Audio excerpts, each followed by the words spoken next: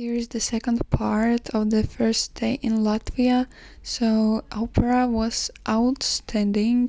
I enjoyed it tremendously, but also we didn't have that much time on the first day because our plane arrived to Latvia after 3 p.m. So we merely had the time to pick the car that we rented online. Also, it turned out that it's gonna be much more expensive than they stated it will be. So I told you guys that it was 400 euros for 6 days, but it was okay. So the biggest problem was managing the terrible traffic in roads in Jurmala and Riga, and also paying parkings. And while we were staying at opera, we got a huge fine. Not huge, 53 euros, but it was quite enough. So there were not many things that we managed on the first days. We just picked the car. Also, we visited a shopping mall to find some shoes, but I didn't find the ones that I really liked. So it was just my mom who bought herself shoes, but we spent more than 2 hours there, also drinking coffee in that cafe with carbs. And after crying so long, such overwhelming emotions, also leaving my usual environment because it's quite difficult for me. So we arrived, we grabbed a coffee, we had the opera, and then we had to check in at 11 p.m. But we were lucky because we weren't renting the apartment. We were having it for free because my friend's husband owns it. So we were just lucky about this. Here are some last shots from the opera.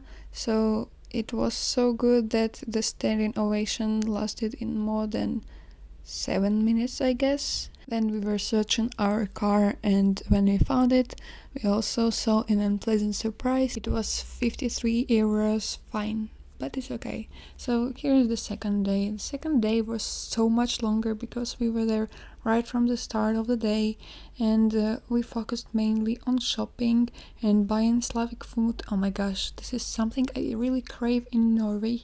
Also, you see the traffic there. Terrible. And I was amazed about how kind and the lovely Latvians are supporting Ukraine, because almost each museum I visited had some discounts for Ukrainians, and also the opera tickets, it was minus 15% of the price.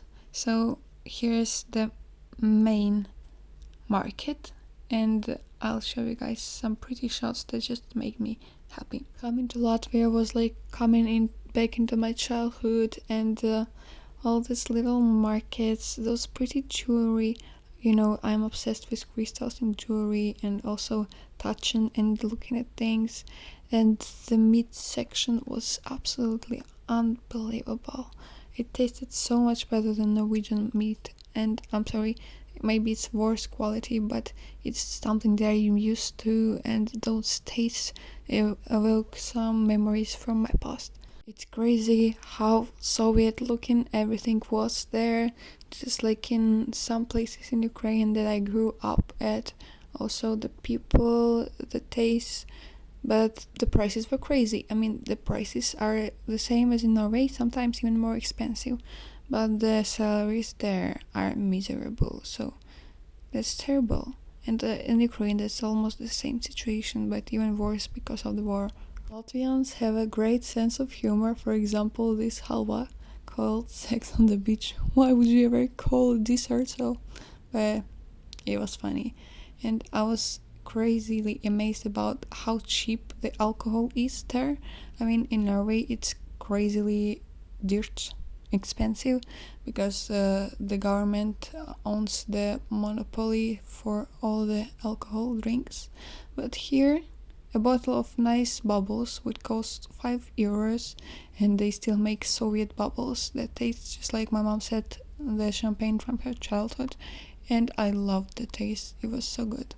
And I was joking about my grandma who gave me 10 euros when I was a kid, and finally today I spent it on a bottle of Chianti. And this was the first Chianti I tried. Why did I try it? Because Hannibal said that he would eat someone with a bottle of Chianti. That's why. But it tasted terrible. It was too sour. Also, we found this nice coffee machine, which was less than €1 for a coffee, and usually it costs more than €2. So it was a lucky find. Here I am happy and excited to finally try that candy. Also, we bought lots of tasty foods. This pistachio halwa was just it, and everything there tasted so much better. And then we went for a little tour in the old Riga. I was amazed how much it resembled with Lviv, which is an western city in Ukraine. After living in a plain Norwegian village, I felt like in heaven, looking at all of this architecture, and I was taking pictures and videos in every corner, and I'm not going to delete them, so I just have to fit them into this video. And we visited many nice places in the old Riga, also souvenir shops. The symbol of Riga is a black cat, and they use them very well everywhere. And I bought my sister a pin with such sign, but also those trucks or bars on the wheels are very popular there. I met plenty of them when I was walking in the old city, so if you like something like that, consider driving a bar. So here's the beautiful views. I will live here. I'm not very good at history, and I don't care about history, and I don't believe in history most of the time, but I was just looking at the architecture and feeling like I came from that time, and everything there resonated so much with me. I was so happy. I tried to touch everything I could, even at the museums, which is not my best quality, but I just have to connect with it physically. It just makes me feel some sort of way. At Latvia for the whole 6 days was crazy. And I think overall that the wind in Baltic countries is more humid. That's why it feels like the temperature is colder or hotter. It's crazy that in Latvia I had to wear my woolen underwear every day, and also a hat and sometimes even mittens.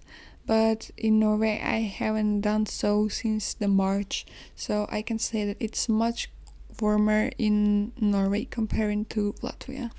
And here's the video my mom made of me touching things.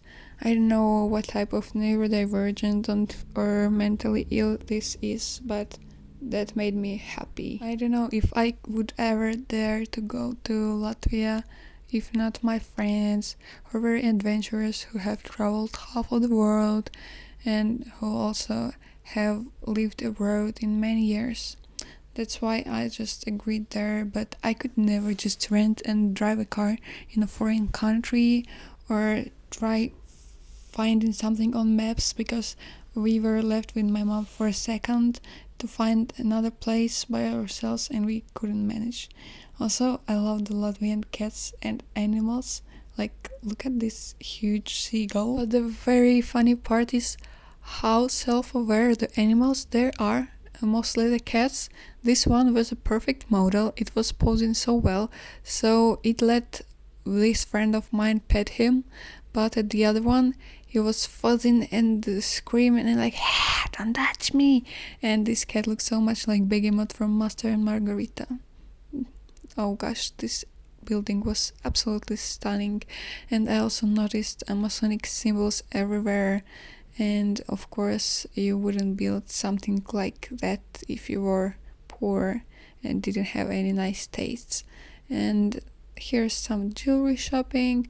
I loved it, but it was like 10,000 euros per a big piece of stones. And of course, everything is overpriced at the city center. And I'm also not that big fan of this particular gem. One thing that amazed me about Riga is that how much alive the city is and how much culture and art is there. So there were at least 5 different musicians we met at the street while walking.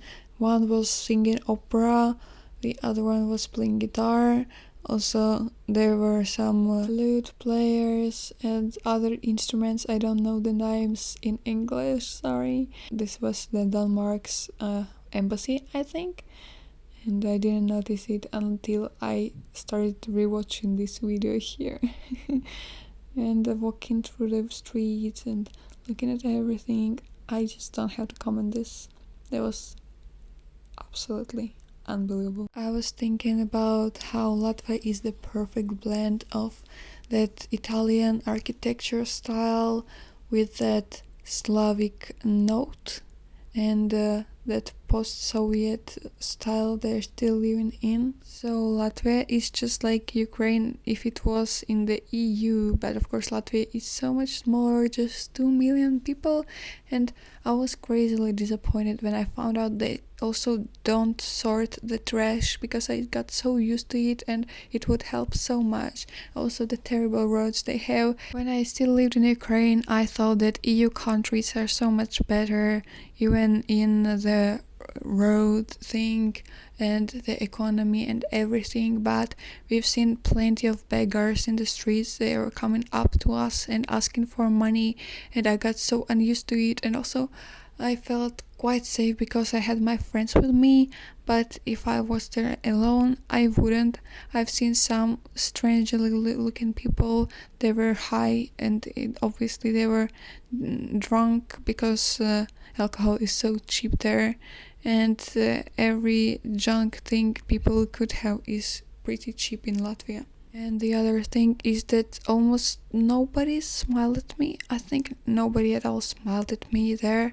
Maybe if I did something silly, but in Norway, as soon as you see someone, you start smiling and greet them. But there, in Latvia, people just ignored me and walked past by me. And I got so used to being like friendly or smiling, even though it doesn't mean anything. No small chit chat, but just smiling and saying hi would be enough. I was feeling so sorry for the Latvians because all of them looked so depressed. Of course, they're unhappy, and in each country you can't be fully happy. There's pros and cons to each of them. But I was just disappointed at how crazily sad each Latvian looked. They looked so tired of life. But at least at the street I met some Krishnaites and they gave me a sweet, which was so crazy. In my home city, Dnipro, I met Krishnaites quite often. This is the guys that walk the streets and chant Hare Krishna, Hare Rama, and they give you some nice vegan sweets. And when I was a vegan, it was something I aspired to, and also dancing with them uplifted my mood for the whole day. Then we drove to Jurmala again, where our apartment was situated, and this is the neighborhood. I called it the Beverly Hills of Latvia because, as I understood it, almost all the biggest Russian celebrities have a nice cottage house there, and it's just a few minutes of walk from the sea. And I even seen a guy attempting to surf at this terrible weather. The wind was terribly cold and the water was ice cold, but I enjoyed the whole process, like breathing in, breathing out, the salty wind, and finally seeing the sea, not on the picture but in real life. Those little waves, even though I'm crazily scared of the sea, it feels like a live living organism which could drag you there into every second. And I think I have drowned in the sea in some of my past lives, or maybe I've been a sailor, but I didn't feel safe around the sea, so I just took some small videos and ran back somewhere where was more sand. So here's some view at the mansions there, and also I was stunned about how well groomed all these mansions are, the bushes there and the little houses for people serving. So there's totally lots of money being spent on these houses, and they're very well taken care of. And here is the view of the balcony in our apartment that I sat at every night, and I was so happy there, even though it was windy and quite cold. People who never lived in Norway will never understand this struggle, but this is the real agurk. How the fuck? This is the real cucumber, guys, and a real tomato from local market. Like, poor Norwegians, they never tried actual food, and The cucumber must have those little pimples on it. That's how it tastes, right? Gosh, I'm so happy. I've never been so happy just by eating the fucking vegetables.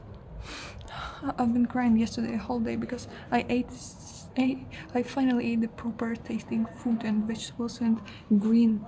So the best part about visiting Latvia was totally the food, which tasted like the food from my childhood and the one that I was used to, and also a cheap and pretty nice alcohol, and so much bubbles we had, and I think I even had too much, but for those days it was just enough. Also, I understood just how much I missed the bread from Slavic countries, and every little sausage and cheese made me scream of happiness. So after having a few glasses of Prosecco, I started looking at those old postcards present in the apartment. At the end of the day, I had a pill of vitamin C, which was very popular in my childhood and were sold in every pharmacy.